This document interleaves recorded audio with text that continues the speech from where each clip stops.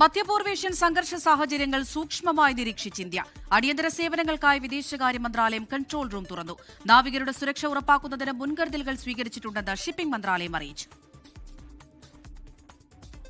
മധ്യപൂർവേഷ്യയിലെയും Gulf മേഖലകളിലെയും നിലവിലെ സാഹചര്യം കണക്കിലെടുത്താണ് വിദേശകാര്യ മന്ത്രാലയം പ്രത്യേക കൺട്രോൾ റൂം ആരംഭിച്ചത്.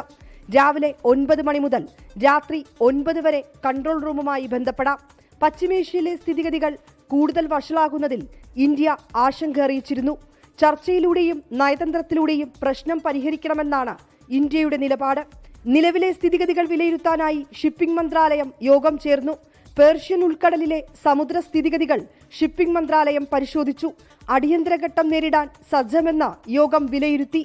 മധ്യപൂർവേഷ്യൻ സംഘർഷത്തിൽ മസ്കറ്റ് തീരത്ത് എണ്ണ ടാങ്കറിന് നേരെയുണ്ടായ ആക്രമണത്തിൽ കൊല്ലപ്പെട്ടത് ദിയു സ്വദേശിയായ ദീക്ഷിത് സോളങ്കി എന്ന് സ്ഥിരീകരിച്ചു. MV സ്കൈലൈറ്റ് ചരക്ക് കപ്പലിലുണ്ടായ ആക്രമണത്തിൽ ബീഹാർ, രാജസ്ഥാൻ എന്നിവിടങ്ങളിൽ നിന്നുള്ളവരാണ് മരിച്ചത്. 24 ഡൽഹി.